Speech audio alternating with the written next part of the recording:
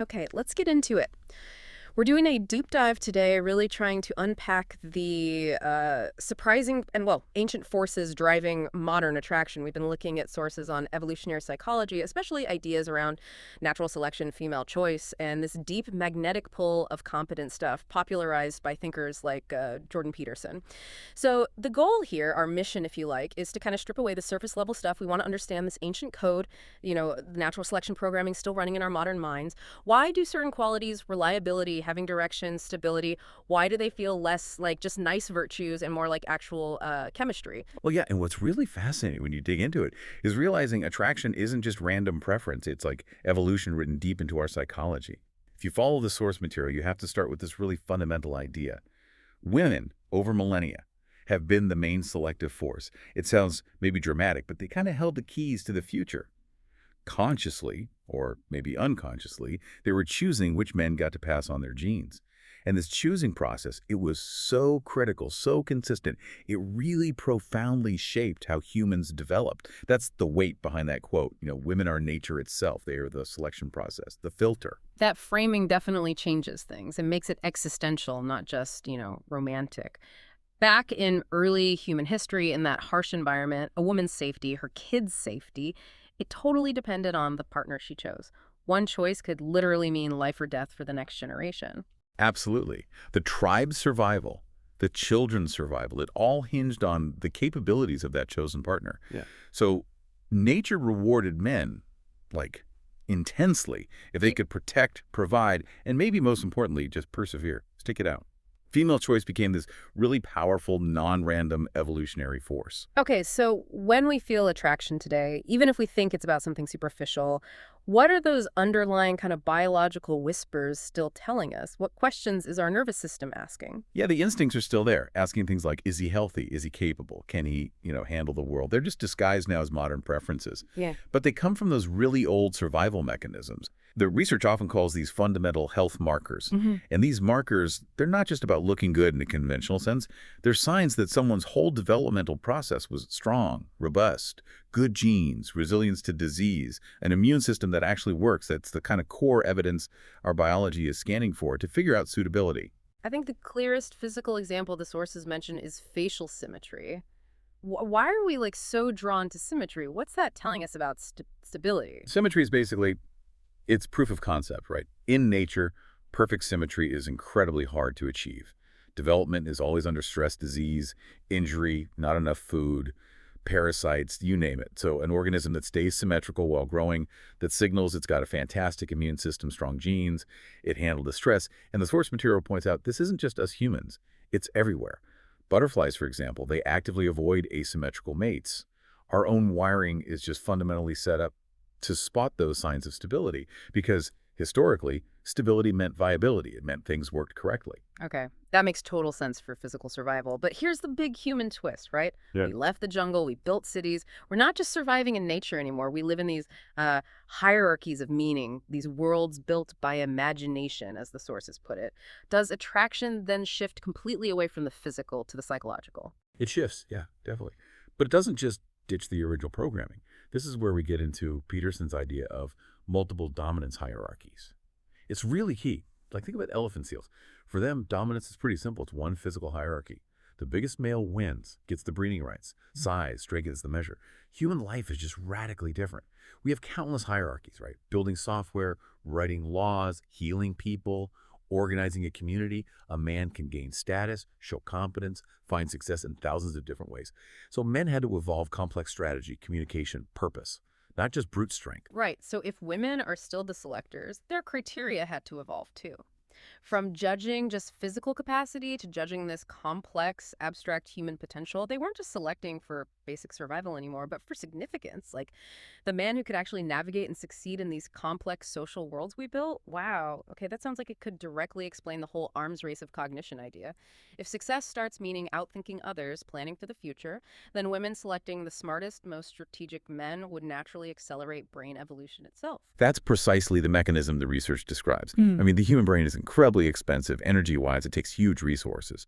For that cost to be evolutionarily worthwhile, the payoff, the cognitive abilities had to be enormous. And that selection pressure, driven by female choice favoring men who could think, plan, communicate effectively, that's seen as a major factor in our brain growth.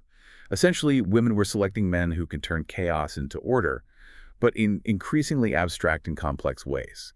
You can argue that every great invention, every complex social structure, is partly a result of women consistently choosing men who show the highest ability to solve tough problems. And does the research back this up today? Like, do we see these preferences for competence and stability showing up cross-culturally?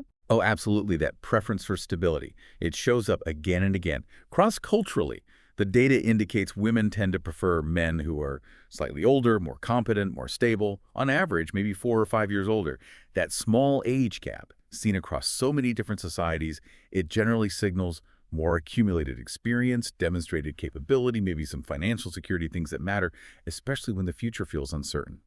And it's worth just quickly touching on the flip side, isn't it? Male selection tends to focus on signs of youth, fertility, vitality, clear skin, health markers, waist to hip ratio. It really is like two sides of the same evolutionary coin, just fulfilling different ancient biological needs. But let's get back to that modern psychological shift.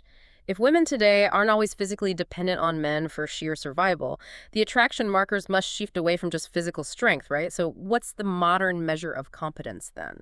Exactly. The shift is kind of from brute physical force to psychological resilience. That's the big one now. The modern dominance hierarchy, especially in worker community life, it's built on competence, trust, the ability to lead well. Attraction becomes almost like a subconscious test for resilience. Can he handle the storms of life, as they say? Does he fall apart under pressure? Can he keep his purpose, his direction, even when things get tough? A man who consistently takes responsibility, who can maybe turn pain into purpose, navigate chaos without just blaming everyone else, evolution still seems to favor in our complex world.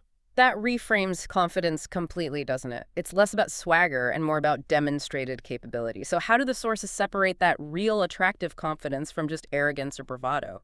Yeah, true confidence, the kind that genuinely attracts, it's usually a quiet self-belief, and it's grounded in verified competence. It's not looking for applause. Arrogance, on the other hand, is often just masking an underlying lack of belief in oneself, a compensation. Authentic confidence signals something powerful to the nervous system. It says, okay, this person kind of gets how the world works. They can handle the unexpected. And that triggers that really deep, ancient feeling of safety and trust, which is highly magnetic because, well, it promises stability in what often feels like a very unstable world. So if attraction really hinges on this deep, proven competence, then the ultimate takeaway isn't about learning tricks or lines. It's just a reflection of who you actually are, the internal order you've managed to build.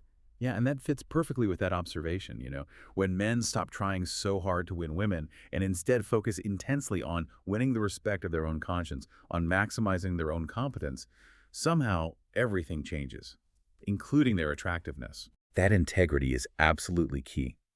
The person who stabilizes things, who inspires confidence in others, not the one who just dominates or tries to control. That's the truly attractive figure in the modern world. He's the one who leads himself through the hard stuff first. And when you synthesize all this research, the formula isn't some secret handshake. It's really about commitment. Competence builds genuine confidence, and that confidence acts as this magnetic signal of stability. You're not trying to manipulate feelings. You're demonstrating mastery over yourself and over reality. And this mastery, this sort of psychological coherence, it manifests as an energy. The sources call it a state. Attraction becomes something you just radiate, not something you chase or need validation for. Think about that kind of energy, right? Calm, focused, disciplined, but also inherently kind because real competence doesn't need to be cruel. Women's systems seem incredibly tuned to read that state instantly, the coherence, the order you bring into a room, because that energy implies security deep down. So if we try to boil down the timeless formula from all these preferences and evolutionary pressures, the core things women seem to select for are: 1, health, that's physical vitality and emotional stability; 2, competence, just the ability to navigate reality successfully; 3, purpose, having clear direction, meaning; and 4, care, the ability to protect and nurture, whether it's a family or a community. The ultimate combo seems to be strength, meaning capacity to endure and achieve, plus stability, that psychological coherence and reliability, plus compassion, acting justly, Caring that equals desire. That's kind of the evolutionary math, if you will. And ultimately, attraction seems to speak to potential, doesn't it? It's like women don't just see who a man is right now, but who he could become, the trajectory he's on, the story he's writing with his life. So the pursuit that actually pays off is personal transformation, not chasing external validation. Right. And that gives us our final layer here, the real significance. This ancient dance between order and chaos. It's still happening. Every time a woman selects a partner, she is, in a small way, choosing the direction of the future. And when a man chooses to grow, to build competence, to take real responsibility, he kind of earns his role in shaping and stabilizing that future. So here's the final, maybe provocative thought for you to chew on. This deep selection process is still very much at work. It's not about primitive violence or control anymore, but about consciousness and proven competence. If you want to attract better, you have to evolve internally. If you want to be chosen to build something meaningful, you need to build something worth being part of. Because, as the sources strongly suggest, women don't just select men, they select civilization itself.